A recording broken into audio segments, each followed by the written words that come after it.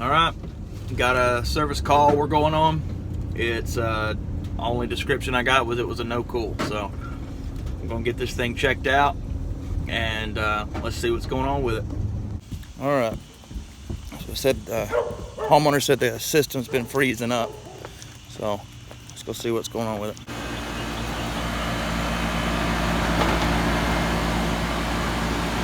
Trane.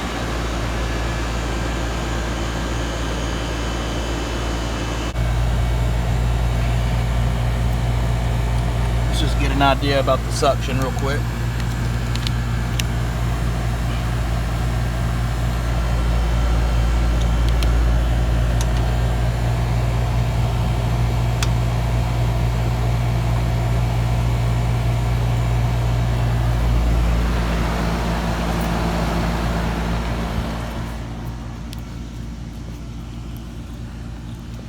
Alright, let's get this pulled up.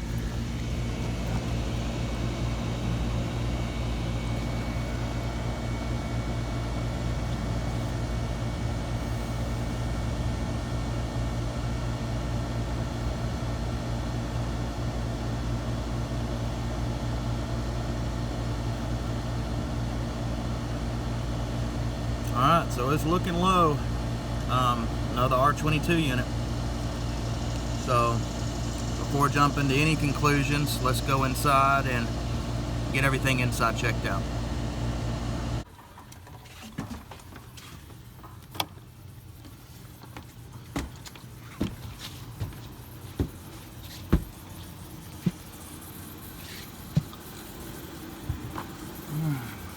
So it's a zone system.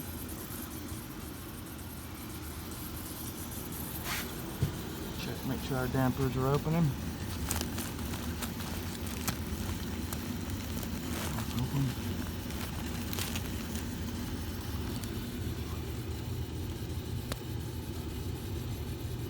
Open.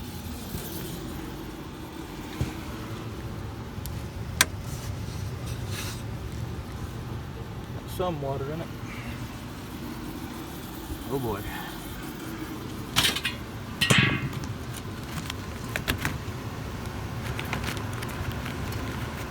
Tear the filter. She said they just replaced it. It looks like it.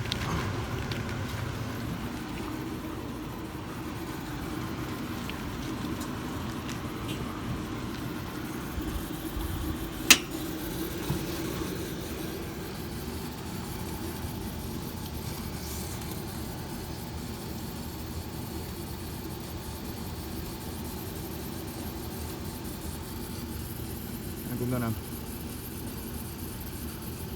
look at the refrigerant again real quick. When I checked it the first time, it just had the one zone on instead of all three.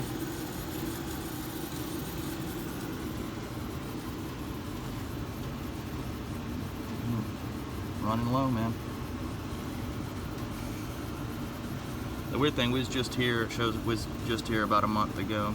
Refrigerant looked good then, so leaked out pretty quick. I think our first thing to do is check this coil. Alright, so we're going to start with using a leak detector. Get this coil opened up and see if we can't find where it's leaking at.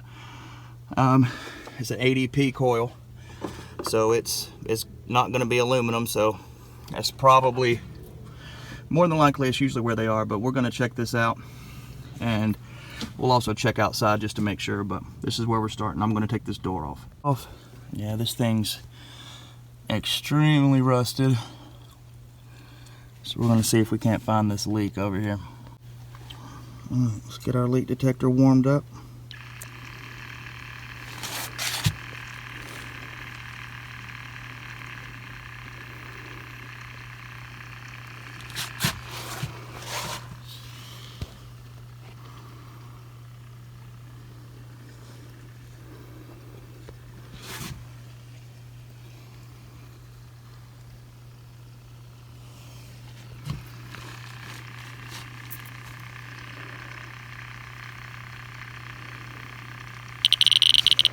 Alright, let's get started.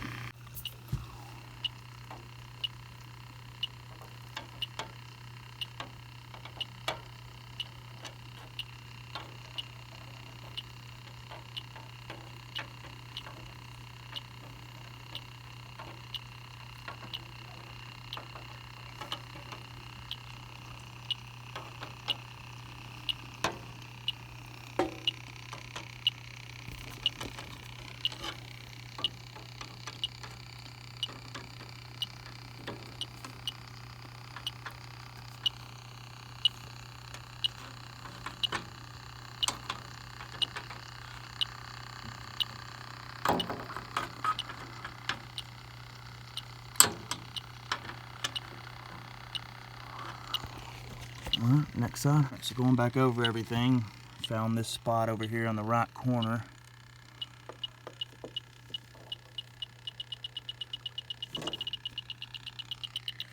I'll move it away, make sure it's going to get some clean, and go back in.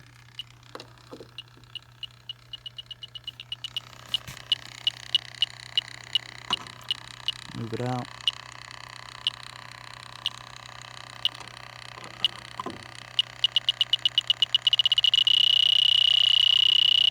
There's the leak. And that's where they normally are too, in these coils. They're usually right in the corners. Right in the corners of these things. That's where it happens a lot. One more time. Yeah. That's it. Alright, so we got it all put back together. Let's go tell them what's going on. Alright, so just gave them a couple different options. So, you know, whenever I'm talking to these people, I never lie. I never try to lie. I never try to get over on anybody. So pretty much what I said was, you know, the system's 18 years old. That evaporator coil and all that R22 refrigerant, you're going to be well over $2 grand for all that. That you might want to think about, you know, putting in a new system that's more efficient, and where it's the new refrigerant, not the obsolete R22 stuff. So it looks like that's the direction they're going to want to go with this one. But for right now, they want to go get some R22 in it just to get them cooling until we can get out and switch this system out. So we're going to go put that refrigerant in now. All right, got everything hooked up and ready. Just waiting on the system to come back on. Everything's getting wet, starting to sprinkle outside. So we're going to wait on this thing to kick on, and there it is. Perfect timing.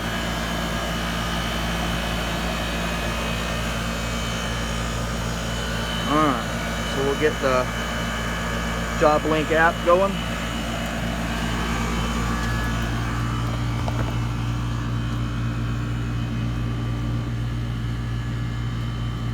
Go ahead and start throwing it in there because we know it's low. So a few ounces, 3 or 4 ounces at a time, stop, and then because you want to check and make sure that the system is taking the refrigerant. So just go slow at first. When you see it starting to take it, then you can throw a little more at a time in there. All right, it's starting to rain a little harder. I'm going to put a few ounces in it and they'll go get my umbrella. Just stopped it, 7 ounces.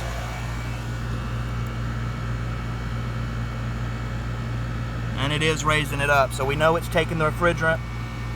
I'm going to let it quit climbing so we can see exactly where it is, and more than likely add another 7 to 10 ounces, but after it evens out, we're going to go ahead and add another 5-6 ounces. Here we go.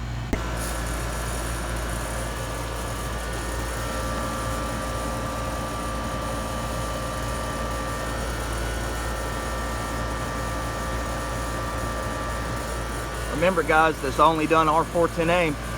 R22 is vapor charge, not liquid, so you want to have it turned up right. It does take a little bit longer to charge these systems this way, and these jugs lose pressure really easy when you're pulling vapor. So you just got to be patient when you're charged with R22. All right, stopped at a little over 12 ounces.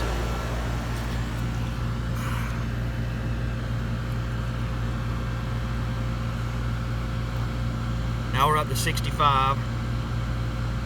Let's see what this unit calls for at superheat. I mean at subcooling. I'm sorry. All right.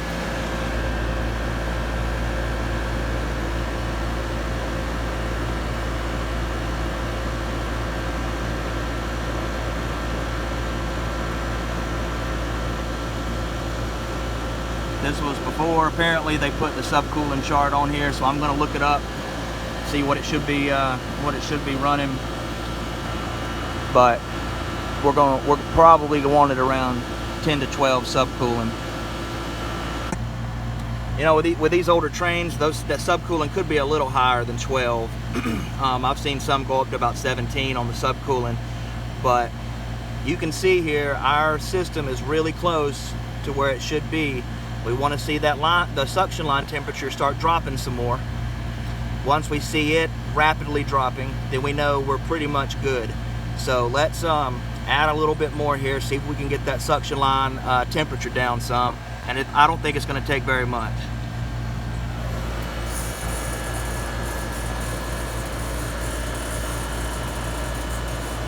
We'll go ahead and let it hit a pound and then turn it off.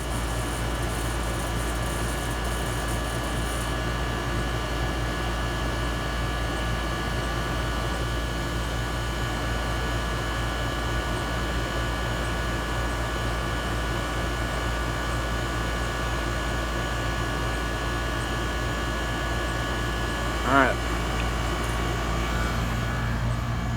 So it's going in pretty slow just because the can's lost a lot of pressure too.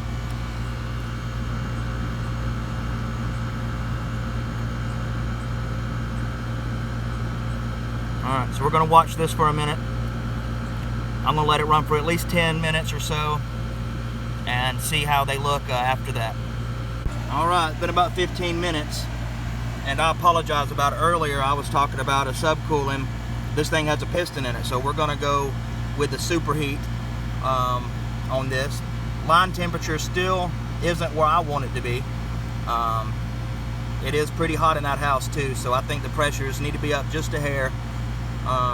So we're gonna go ahead and add just a little more to it and see what it looks like then. Alright, so I ended up putting about another 6 ounces in it. And this is what our pressures are looking like now.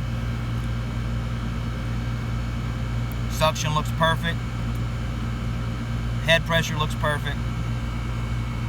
It's got a good line temperature and it's dropping, so it'll probably get to around 50 before I leave. So yeah, that's what it needed. 1 pound, 6 ounces. So let's get this thing wrapped up. Alright guys, so that one's a wrap.